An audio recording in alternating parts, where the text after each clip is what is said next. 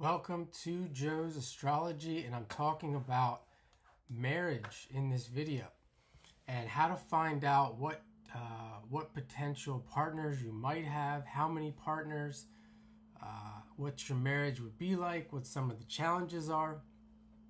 We can look at all this in astrology, specifically looking at your natal chart, looking at your partner's natal chart, looking at the history, some history if we have it, of your life. Contact me if you'd like to do that through an astrology reading. That's the best way to do this. But in this video, I'm just going to take you through some of the things that I've learned and seen that work well in finding out this information. This is Mariah Carey's chart, and there's many ways we can do this, but we're going to start on the 7th house cusp as usual for this series, and you can see that she has Scorpio on the 7th house cusp, and immediately we could say that Scorpio is going to be, at first glance, a more favorable sign for long-term marriage, for marriages, or being in relationships in the life. And because with Scorpio there, it is a fixed sign. It is going to be interested in commitment, deeper relationships, getting to know people on a deeper level. And from that point, we're going to see if there's anything in the 7th house. And here it's showing Neptune and Mars in the 7th in this chart. We could also say that it's just Neptune. So let's stick with that. And let's just say we have Neptune in the 7th house in Scorpio. And that's going to change this Scorpio a bit on the 7th house cusp, because Neptune is a ruler of a mutable sign. And it's also hard to pin down Neptune. Neptune has an imagination, as I said, changeable, can be a bit of a wonder. So let's take a look at the aspects to this planet that's in the 7th house. And it's at 28 degrees, and it's pretty much aspecting everything. You can see here it's aspecting these planets down here. It's making a trine to the moon in Cancer, another water sign. It's aspecting all of these planets. It's making a trine to Mercury. In fact, there's a grand trine in water, which I would say the trines in some ways could be favorable to being in relationships and having a long-term relationship. We can see that this trine to the moon that's in Cancer would be a good sign of that. We can look at this trine to Mercury and see that Mercury, although we had this moon in Cancer, we also had this Mercury in Pisces, which would counteract that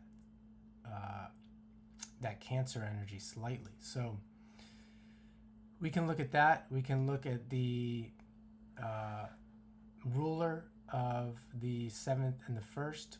We can just say it could be Pluto, could be Mars. We're just going to go with Mars here. Mars and Venus. And Mars and Venus are making a trine. Here's Venus.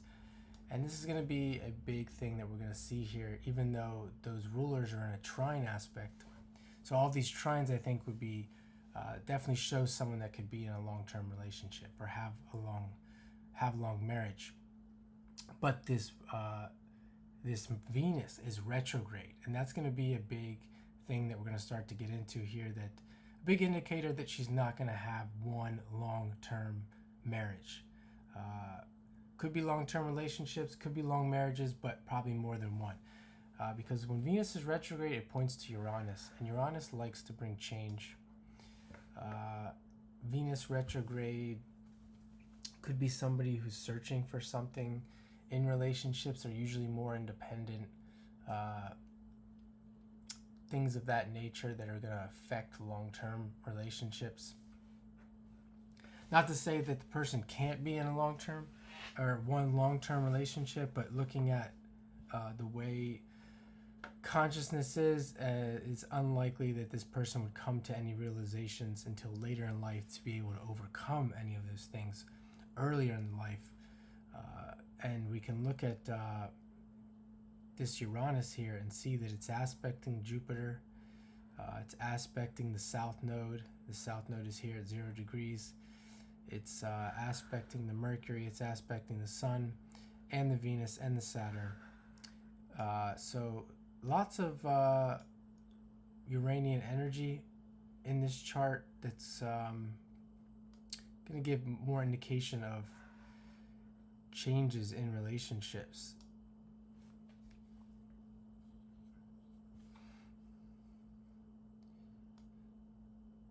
So just wanted to, let's go over this and see, so you can kind of see how I came up with what I came up with.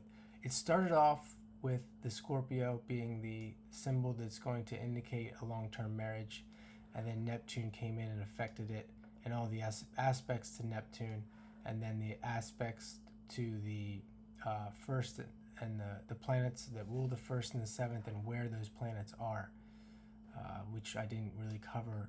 We can see this Mars in the seventh or Mars in the eighth, just being over on this side of the chart, also could indicate some separations as well.